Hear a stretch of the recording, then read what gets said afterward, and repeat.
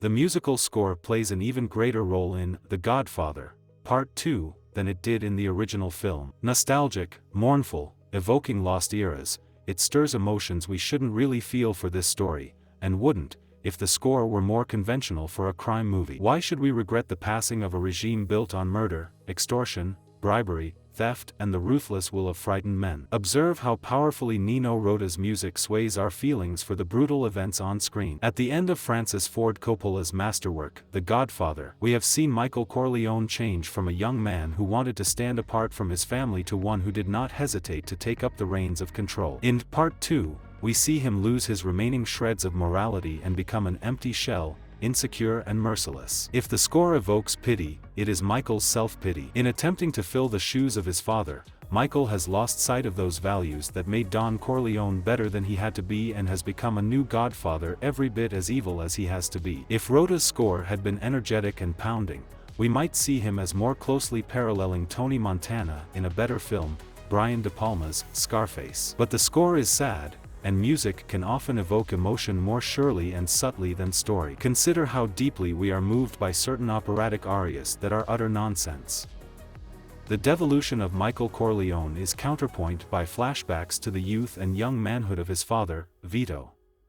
These scenes, taking place in Sicily and Old New York, follow the conventional pattern of a young man on the rise and show the mafia code being burned into the Corleone blood. No false romanticism conceals the necessity of using murder to do business.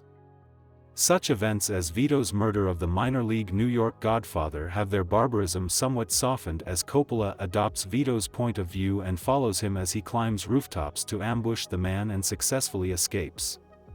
It is a built-in reality that we tend to identify with a film's POV. Here the murder becomes another rung on Vito's ladder to success. To be sure, the life of young Vito helps to explain the forming of the adult Don Corleone, and to establish in the film the Sicilian code of omerta. As Michael changes, we see why he feels that he must play the game by its rules. But I am not sure the flashbacks strengthen the film. I would have appreciated separate films about young Vito and the evolution of Michael. Never mind. What we have are two compelling narratives, two superb lead performances and lasting images. There is even a parallel between the deaths of two elderly Dons. Revenge must be obtained. Coppola is at the top of his form in both films, and if I disapprove of the morality of the central characters, well, so do we all. We agree people should not kill one another, but that doesn't explain why these films are seen again and again, entering a small worldwide canon of films just about everyone seems to have seen. They are grippingly written, directed with confidence and artistry, photographed by Gordon Willis in rich, warm tones. The acting in both films is definitive. We can name the characters in a lot of films, but from how many films do we remember the names of 6 or more characters? Brando, Pacino, De Niro, Duvall, Cazale, Caan, Diane Keaton, Lee Strasberg, Talia Shire, Michael V. Gazzo and others are well cast, well used, gifted and correct for their roles. Simply as a story, the Michael scenes in The Godfather, Part 2, engage our emotions. I admire the way Coppola and his co-writer Mario Puzo require us to think along with Michael as he handles delicate decisions involving Hyman Roth, Strasberg, the boss of Miami, Fredo, Cazale, his older brother, and the shooting of Sonny, James Caan. Who has done what? Why? Michael floats various narratives past various principles, misleading them all, or nearly. It's like a game of blindfolded chess, he has to envision the moves without seeing them. But finally it is all about Michael. Even the attack on the night of his son's first communion party is on his bedroom, not our bedroom.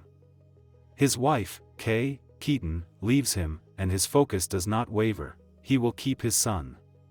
Tom Hagen, Duvall, the most trusted confidant of father and son, considered a brother, is finally even suspected. In Michael's life, paranoia is a useful defense mechanism. Coppola shows Michael breaking down under the pressure.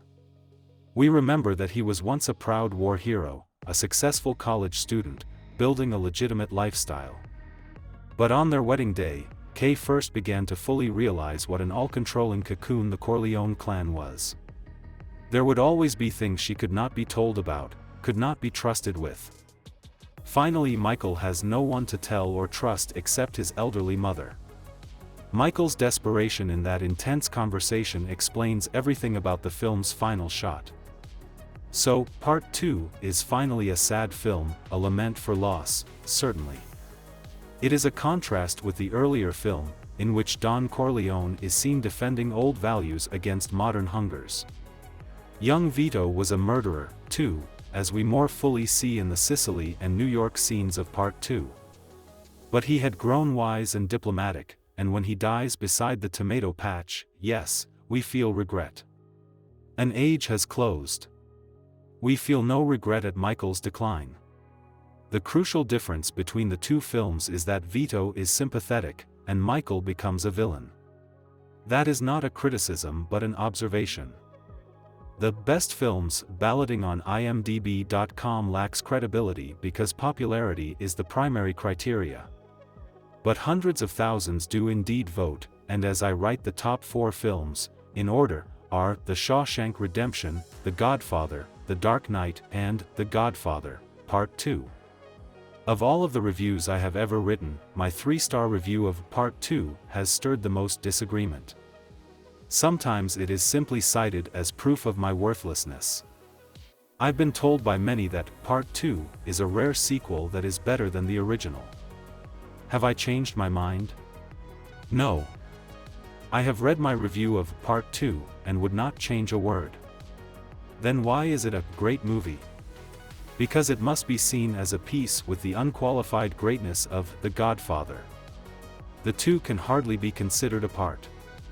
When the characters in a film take on a virtual reality for us, when a character in another film made 30 years later can say, The Godfather contains all the lessons in life you need to know, when an audience understands why that statement could be made, a film has become a cultural bedrock. No doubt not all of the Gospels are equally good, but we would not do without any of them. The Godfather, Part 2, then becomes a film that everyone who values movies at all should see. And as I write this, it can be seen in astonishingly good prints. The Godfather trilogy has been painstakingly digitally restored by Robert Harris, a master in his field. I have seen the restored Godfather in the new 35mm print and Part 2 in the new Blu-ray DVD. Having first seen both at their world premieres, would argue that they have never looked better. For films of such visual richness, that is a reason to rejoice. And now I come back to the music. More than ever, I am convinced it is instrumental to the power and emotional effect of the films. I cannot imagine them without their Nino Rota scores. Against all our objective reason, they instruct us how to feel about the films. Now listen very carefully to the first notes as the big car drives into Miami. You will hear an evocative echo of Bernard Herrmann's score for Citizen Kane, another film about a man who got everything he wanted and then lost it.